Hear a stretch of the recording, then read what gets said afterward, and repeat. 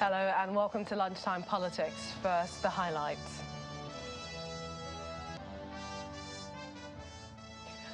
Warring factions in Sudan agree to a 72-hour ceasefire after what is called intense negotiations, even as gunfire and shelling continues.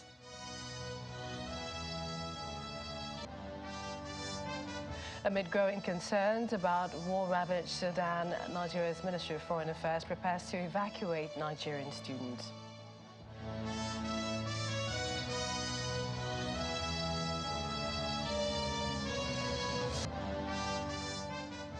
Plus, ahead of the November governorship election in Imo State, PDP APGA lawmakers defect to the APC.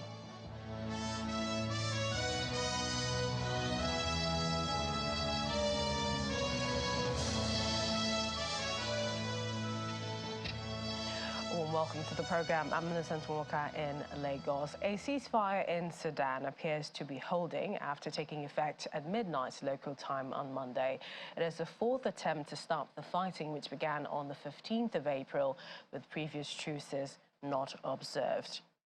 U.S. Secretary of State Anthony Blinken said the 72-hour truce had been agreed between the Army and the Paramilitary Rapid Support Forces, RSF, after 48 hours of negotiations. However, some gunfire was reported in the capital, Khartoum, today. There have also been reports of warplanes flying overhead, but civilians are back on the streets of the capital. Both sides in the conflict, which has left more than 400 people dead, independently announced their involvement in the ceasefire. UN Secretary-General Antonio Guterres has warned the violence in Sudan risks causing a catastrophic conflagration that could engulf the whole region and beyond. There will be hopes the ceasefire will allow civilians to leave the city.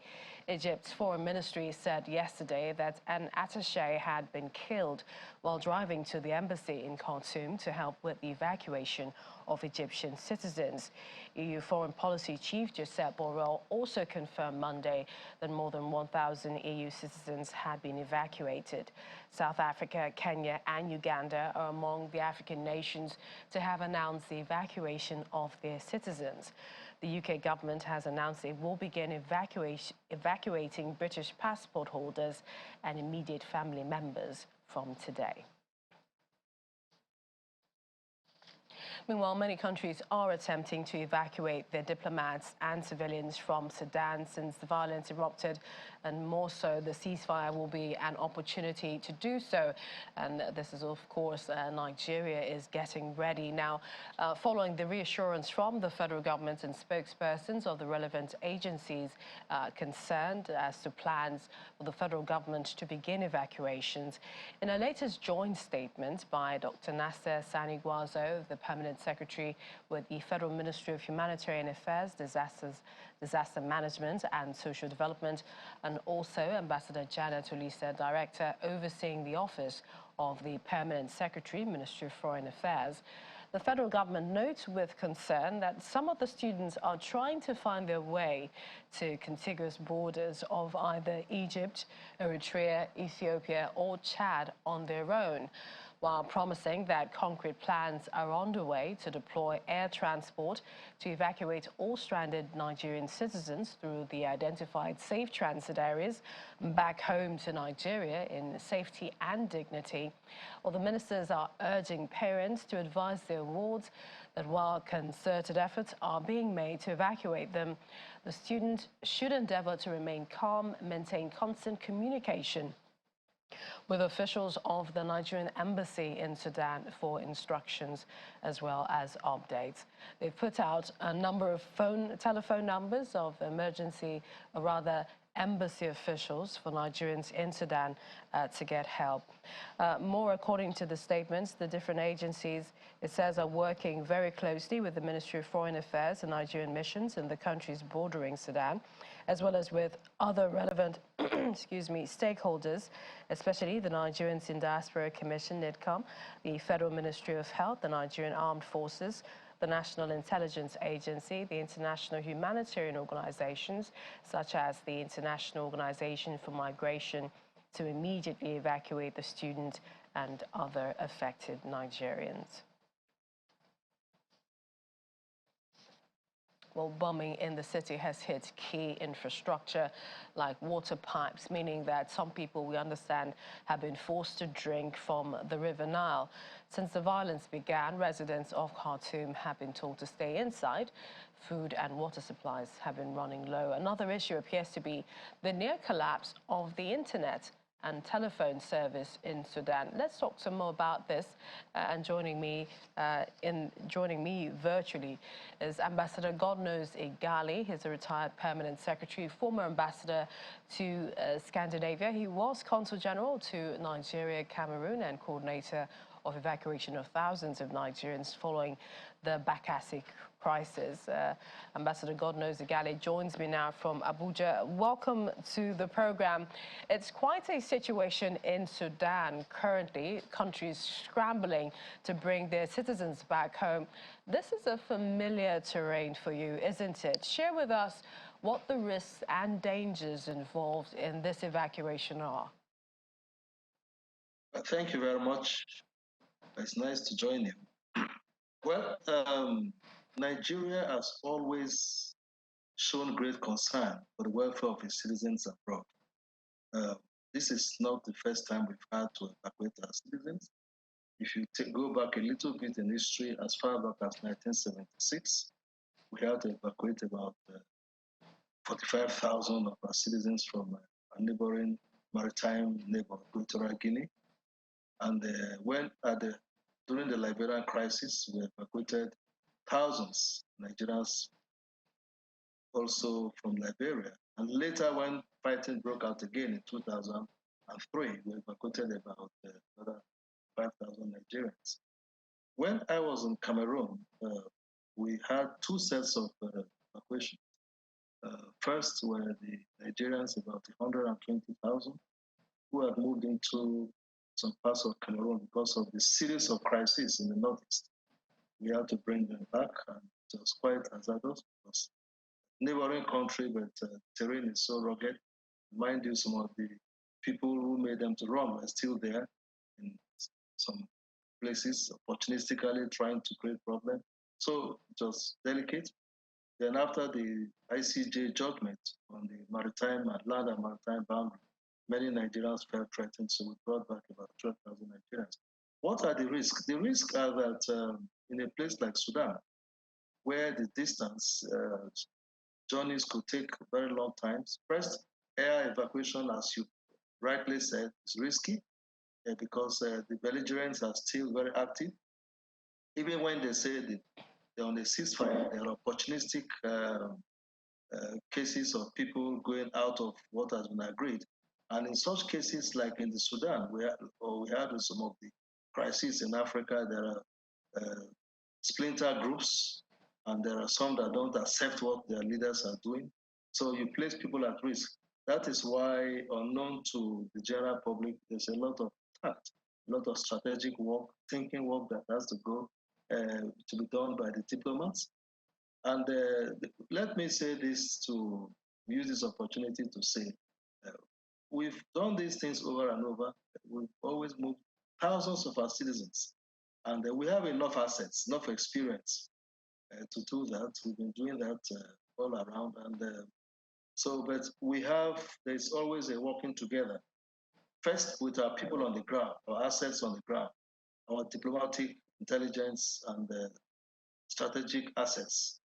They give those at headquarters information. Then the agencies at home will work together. We look at the best corridor to evacuate our people. When we moved our people out,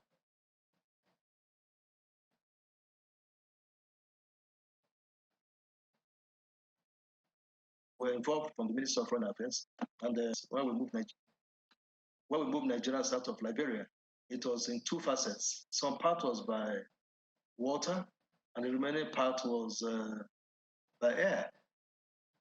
When we moved Nigerians out of Equatorial Guinea, it was essentially by water. Well, the one I was involved in from Cameroon, we moved them by water. 12,000 people came by water.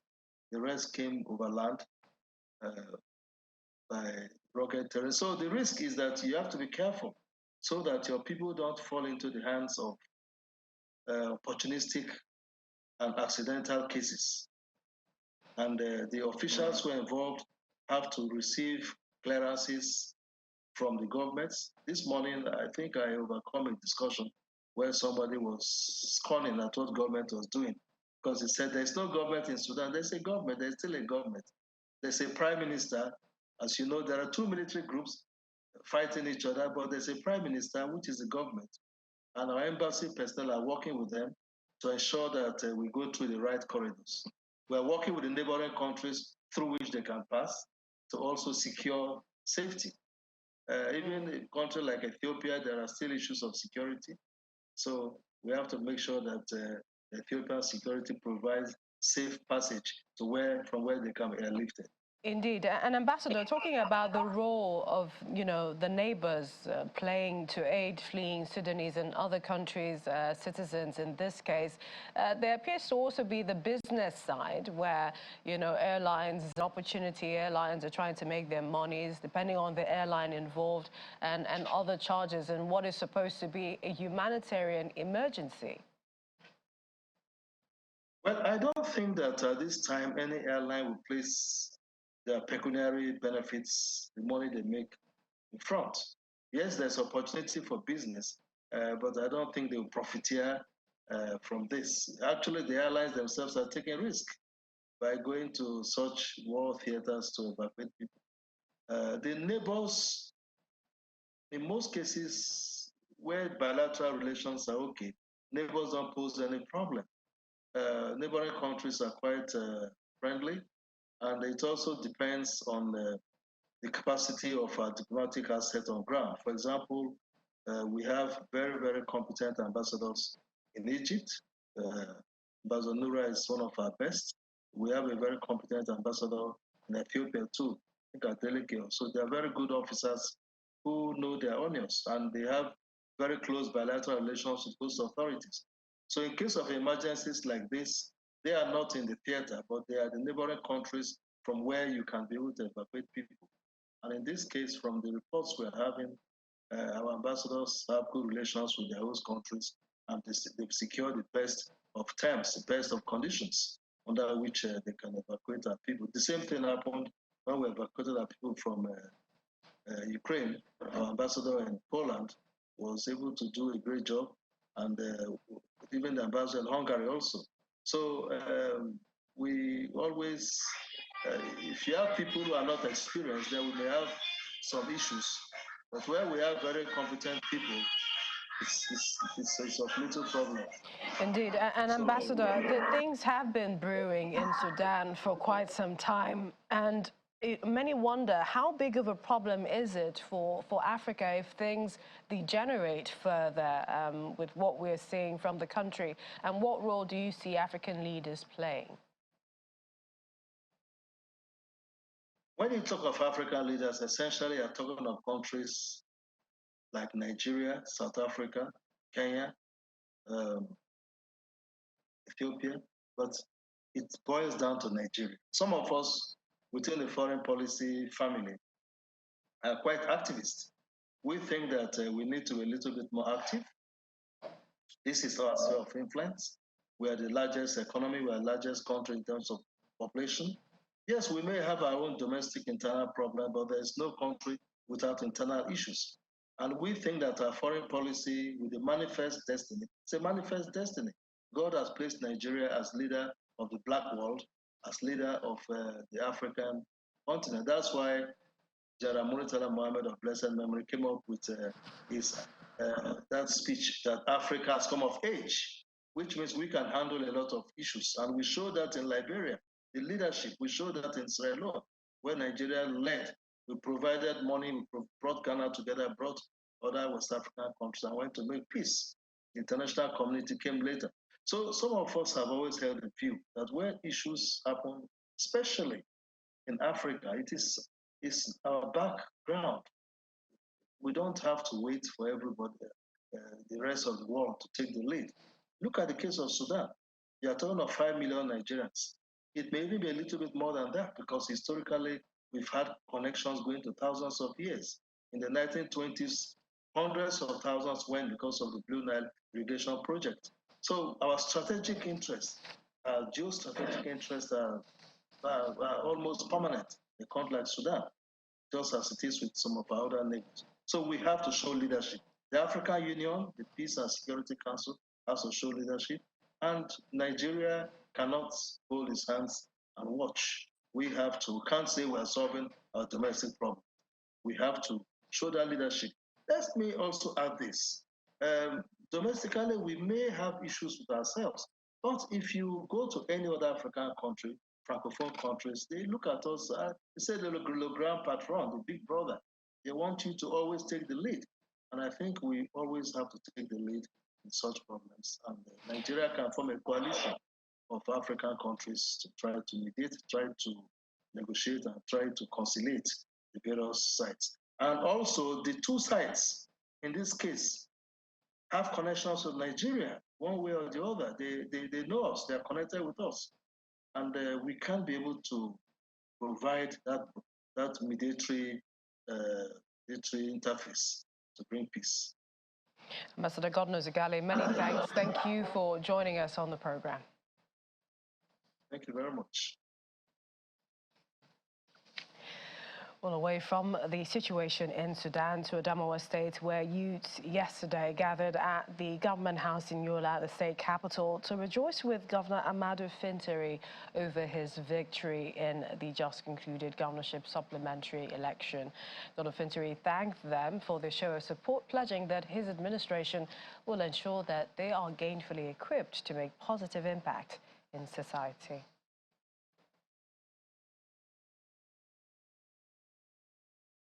Troop into the government house, chanting solidarity songs and jubilating with the governor for his victory at the polls.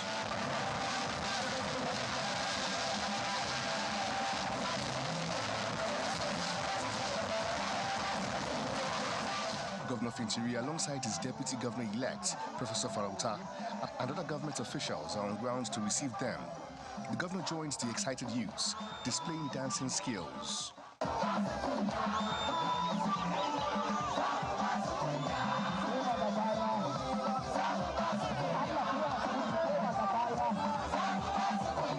He used the forum to announce that his cabinet will be mostly youths as a show of gratitude for their faith in him.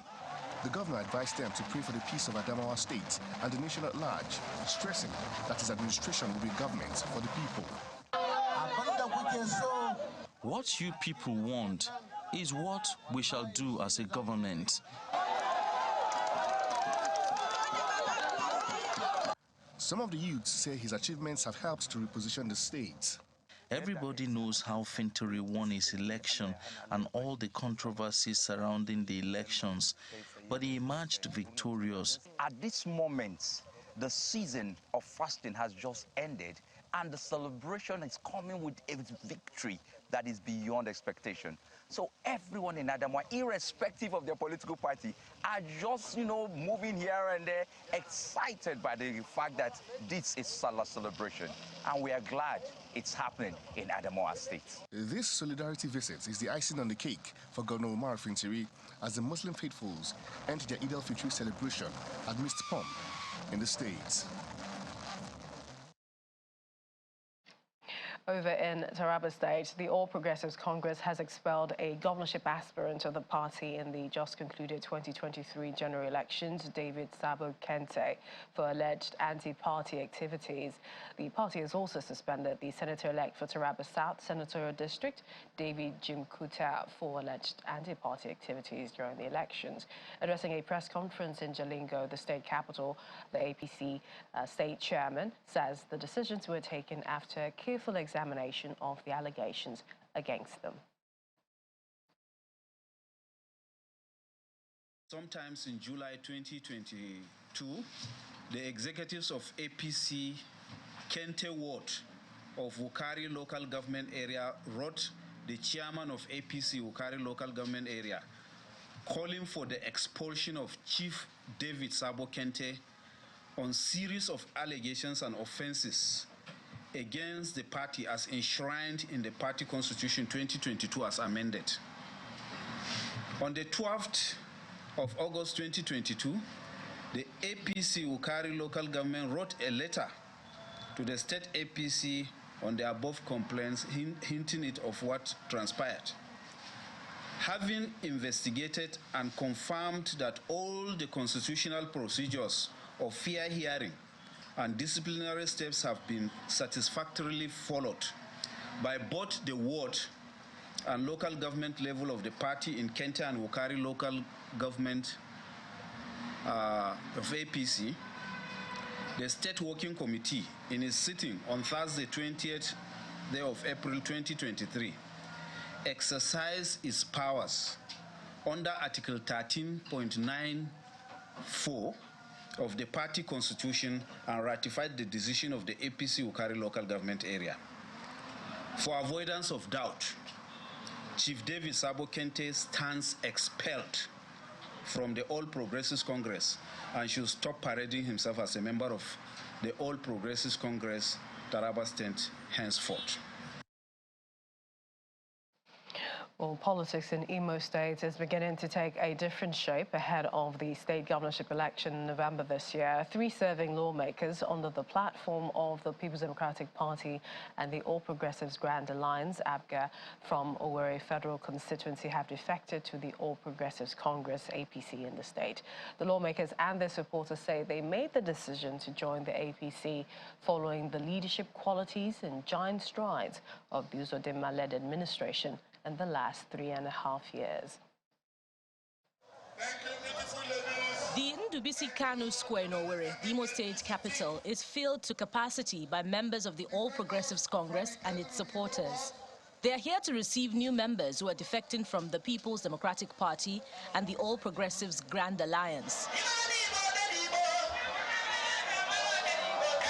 Governor Hope Uzodinma makes his way to the venue to welcome Bideke, PDP lawmaker representing Abombise Ngokwala Federal Constituency, Emeka Nwanwuba, APGA lawmaker representing Mbaitoli Ikeduru Federal Constituency, and Ikenna Elezianya, PDP lawmaker representing Owerri Municipal, Owerri North, Owerri West Federal Constituency to the APC.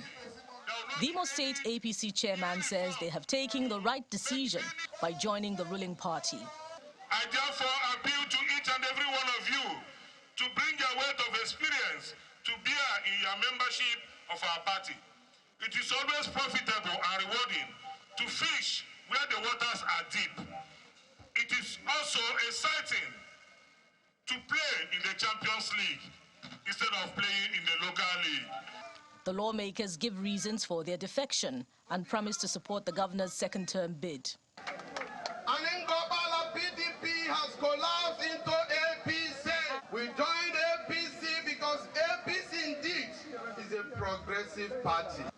In November, Mbitoli Ikeduru Ebebiele that our 250,000 votes are going to return you back for your second tenure.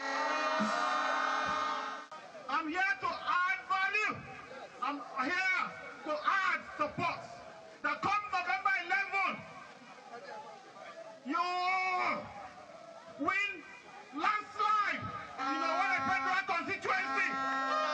Governor Uzodinma believes they have taken the right step, which will help unite Imo State. My promise is that there is no new member of APC and there is no old member of APC.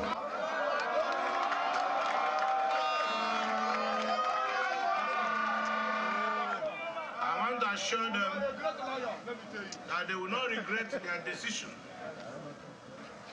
It is only when we are united and of the same page that we'll be able to attract good development into our state.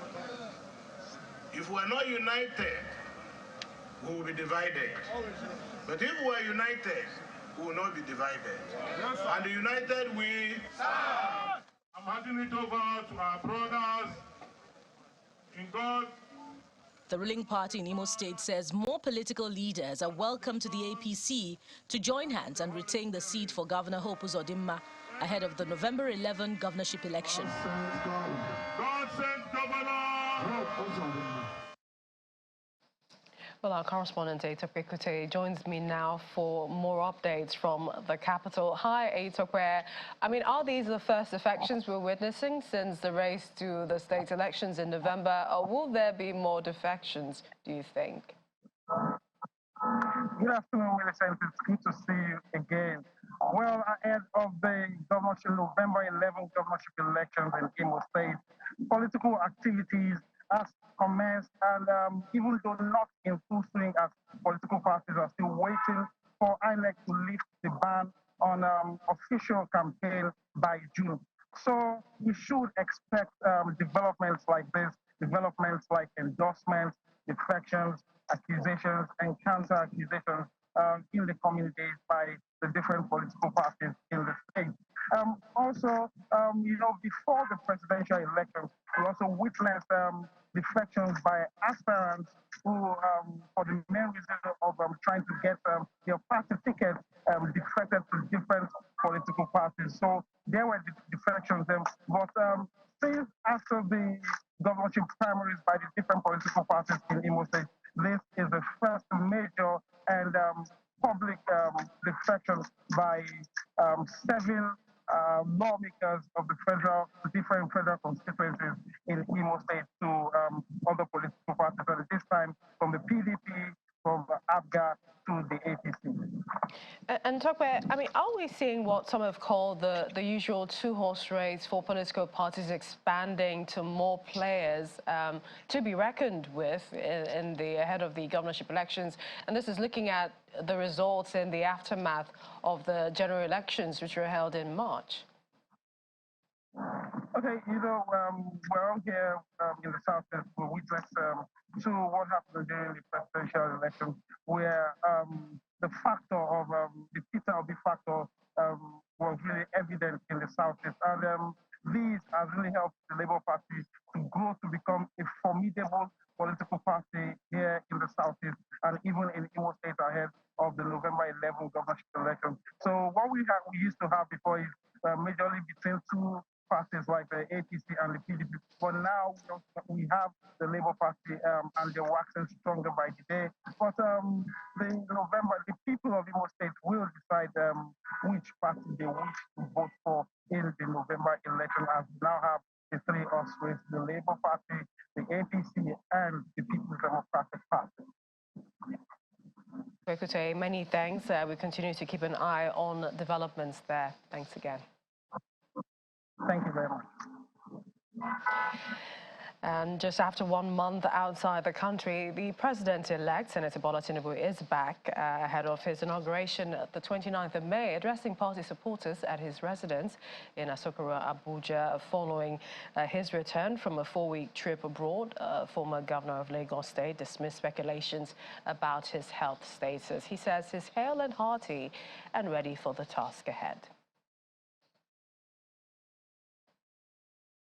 And that's our program this afternoon. Thank you for watching. You've been served lunch. I'm Millicent Walker. I'll see you again.